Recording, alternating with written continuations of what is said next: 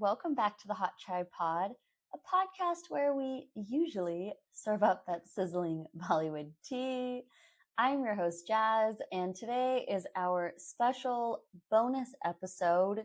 Yes, we are recapping the Netflix movie Control featuring Ananya Panday and others. And I know, like I mentioned in last week's episode, we are 3 for 3 with the bonus episodes covering Ananya Panday content between Call Me Bae and now this movie Control. I promise we will start diversifying very soon, starting with our actual review, probably a no spoiler review of both Jigra and Vicky Vidya Kavovala video that came out this weekend.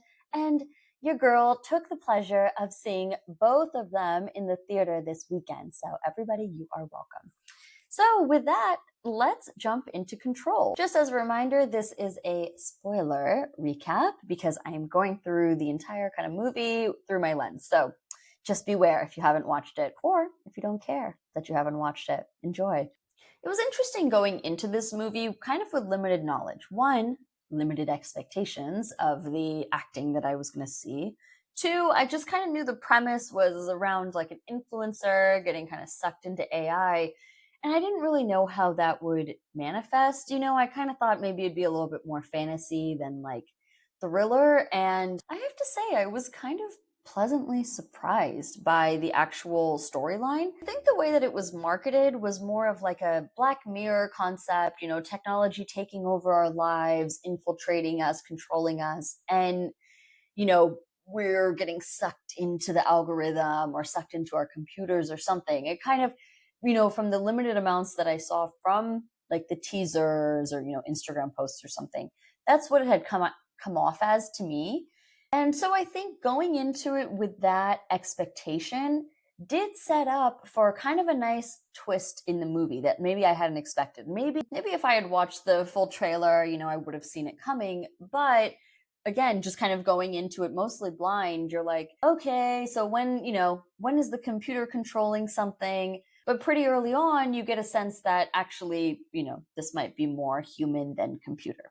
I'll get into that in a bit. So first thoughts, interesting to see Ananya Panday paired again with Vihan Samant. So he played her husband, becoming ex-husband in Call Me Bae. He's in a couple of well-known shows. I really don't see any kind of romantic chemistry between them. I feel like they have kind of more like friend chemistry. I don't know, maybe there's like a little bit of a mismatch with the looks. Not to say he's like not cute, he's not super my type. But I think I maybe see her with kind of like older or maybe more mature looking actors, and he kind of still has like a boyish look to him. I don't even know how old he is. But anyways, they're playing this YouTuber couple, who kind of meets at college, and then they kind of, are documenting their relationship, influencing. It doesn't really say YouTuber, but, they're basically an influencer couple. And I will say in that capacity, it was a very made for Netflix movie, kind of the production quality, kind of, these intro scenes and stuff. It just didn't feel very theater. So good job to the team for recognizing that. So as the movie gets a little bit more substantive, we have these opening scenes and it's of their combined couple influencer channel. It's growing and it's them like moving in together, hitting these relationship milestones and all these memories. And I gotta say, there is some seriously cringe social media content that they show, right? Like of them doing all these activities and having these like couple moments and filming it. And it just like made me like take a step back and I'm like, we are actually seeing this in real time, like with normal influencer couples. And it's like, you see this one clip or this one picture of like even just like a regular influencer, it doesn't have to be a couple. And it's not just one picture. It's like a whole setup. Like they're probably carrying like a selfie light like attached to their phone. And we all know that is edited like crazy. So yes, if I ever get that cringe, just block me. Okay? I don't care how much you are enjoying the Instagram page or whatever it might be. Just block me. So Ananya Panday's character is named Nella and Vihan Samant's character is named Joe. So the couple is Nella and Joe. So that's what I'll be saying from now on. So it cuts to a scene of her prepping for their 5th anniversary together and she's surprising him. So she, tracks his location and sees he's at a restaurant and he's supposed to be with a group of friends or something. And she walks in on like Instagram Live, basically. And it's not quite Instagram, but it's supposed to kind of be like this fictionalized Instagram. So she's on this Instagram Live and she's walking into the restaurant, and you kind of get this little like sense of dread. And yes, sure enough, he's in the corner booth and he's like making out with this girl. She loses her shit. She starts thrashing him, screaming at her. And meanwhile, all of their followers are watching this live. And I was laughing because I was like, honestly, like if it was me walking in on that, I'd be catching a charge. So we can't have that kind of evidence out there, okay? So I made a note here about Ananya Panday's acting, and my exposure to her, quote, acting is limited. I watched her in Call Me Bae, which I thought she did okay in. And then I saw her in Girayan, which she also, in my opinion, she did fine, playing like, wounded rich girl. I also saw her in some clips from Liger, which we shall not speak of. And, that was just stiff and horrible. But then again, so was the whole movie. So in this acting role, it kind of called upon her to be more manic, more crazy. You kind of see her just in this like anxious, weird state. And so this was a departure from her kind of cool chick, sweet girl persona that I feel like she's played up until now. So some good practice for her there. And just watching her play this influencer, maybe you should just go be an influencer. I also saw her at Fashion Week. She, not too shabby over there. So in terms of editing, I had a note here is that the movie itself is made to feel like you are in a screen share, almost like on a Zoom or remote access, where it pulls up her phone so you only see the screen. It's like the phone is on the screen, so you see like the different text fields and the password entry, or it dials someone on FaceTime. It felt like ultra modern, right? Like, okay, so we're on a screen share for this movie? That's kind of weird, between her laptop and her phone. And it was kind of eerie, like kind of cool. Like you see her on FaceTime and they just let it take up the whole TV screen, right? If you're watching on your TV. So anyways, so everyone's making fun of her, making reaction videos, commenting hateful things about her now that they've seen this video of her thrashing her ex-boyfriend. I say ex-boyfriend because you kind of fast forward to her kind of on a breakup call with him of sorts, right? An angry call where he defends his actions by saying he basically needed to see what else was out there, okay? And it was a one-time thing, and their relationship had become more of a brand and about doing it for the gram than for actually being together, which is the Tom Sandoval excuse, I have to say, because he said the only reason he stayed with Ariana for so long and then started having an affair with her close friend was because he and Ariana were like a brand and he couldn't break up. He said, well, me and Ariana were a brand, and so that's what the viewers wanted to see, and it became kind of more of a business decision to not break up and stay together.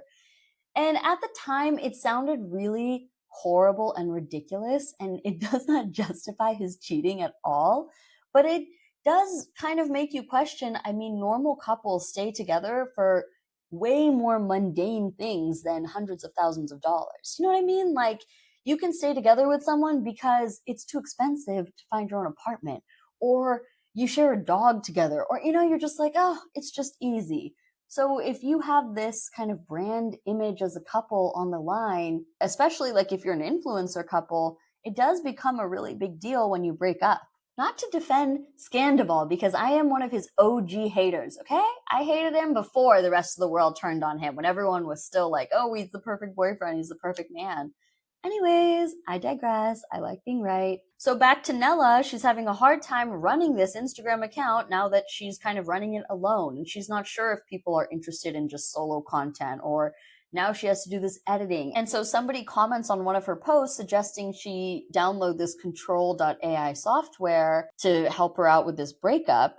At first, where I thought it was more of like a getting stuck in an AI world storyline, and that's not really what happens. So I was very wrong, and it's like an AI assistant who can clean up your digital life, aka go in and erase her ex Joe from all her files. I don't know how I feel about this, but the AI keeps talking to her and she's like arguing with it, and she designs it, right? She gets to pick out a face, she gets to pick out a personality. and it's still learning, and you could tell it's like humanoid, but it's very annoying. It's like when I'm arguing with Google Maps and it's like, turn right in 300 feet, turn right in 100 feet. And I'm like, just stop. Okay, I heard you. I heard you the first time.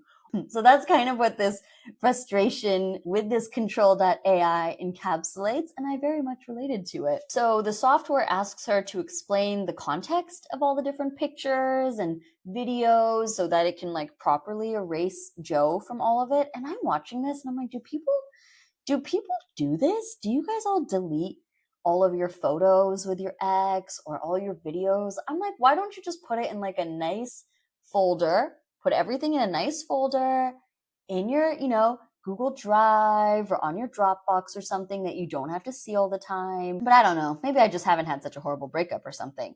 So she wants to go to sleep and she gives the control.ai administrator access to go through her files and continue this deletion process because it says that it takes a while. So while she goes to sleep, you do notice that the software using the remote access is going through and searching for like files that have to do with Project Unicorn or Mantra Unlimited, and you don't really get it, right, until later. So you see Nella's life moving on, and this software is helping her. It's helping her find brand deals. It's helping her make new solo content, generate cool content, very cringy content. So she's going viral, and so Control, the software, offers her to be the face of the software. And now we're back to her ex trying to talk to her, but she won't have it. And he's texting her. So the AI goes into her messages, responds to him like, yes, I'll meet you at the ferry, and then deletes the message thread. So she'll have no clue that she's agreed to meet him.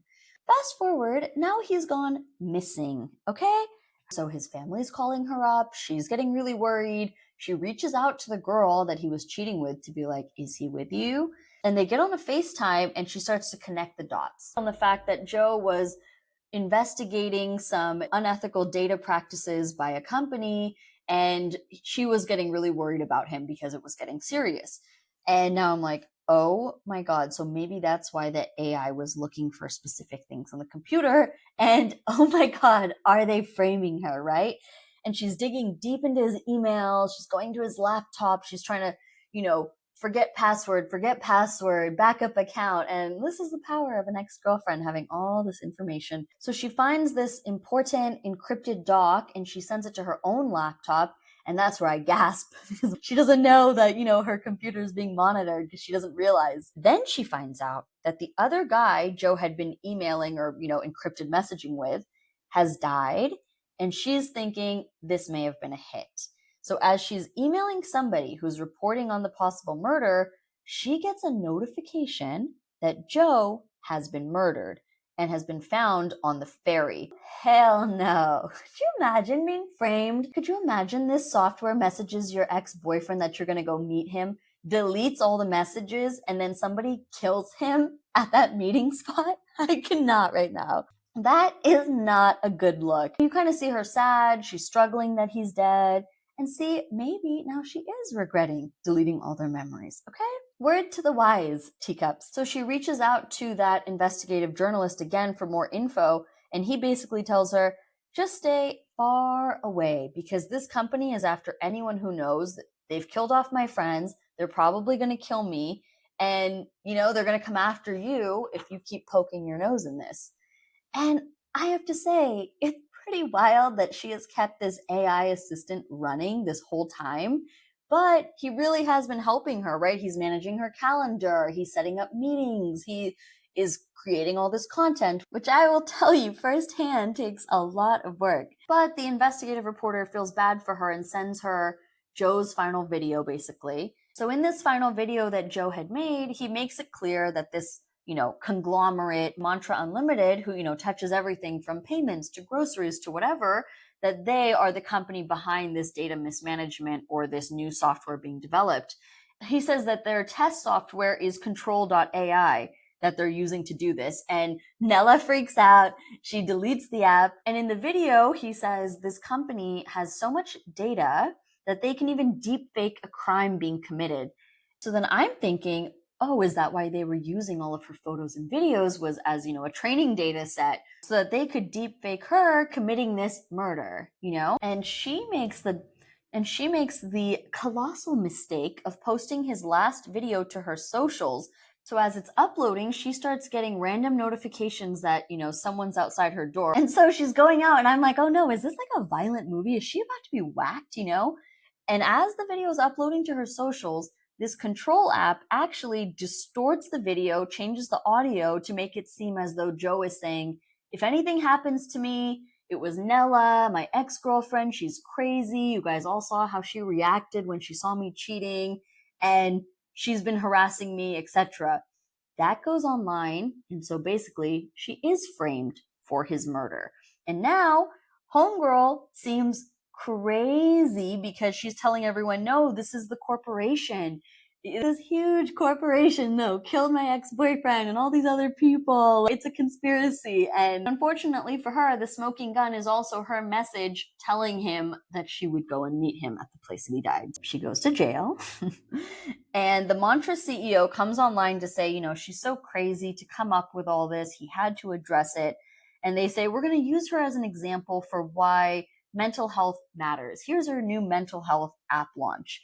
And honestly, this was kind of thought-provoking because, yes, we all are aware of the dangers of, just signing the terms and conditions. There are telehealth apps, or people do use these online therapy apps, and you're like, are you selling my information? I know that sounds a little conspiracy, but my health insurance company recently had me fill out some forms online, pick a new doctor, etc., and it asked me to give them consent for them to sell my data to third parties. And I didn't want to do that. And it said I couldn't move to the next step without accepting or declining. So I'm frantically looking for the decline button, and there is no decline button. So you just have to opt in to continue the onboarding process. So now I have to take time from my day to call them and opt out. And I feel like I should cause up a stir about this. What's upsetting is that many of their other patients might not be as savvy, might be too busy to think through all this, is just trying to get through the process, and their data might end up being sold to God knows who. Just a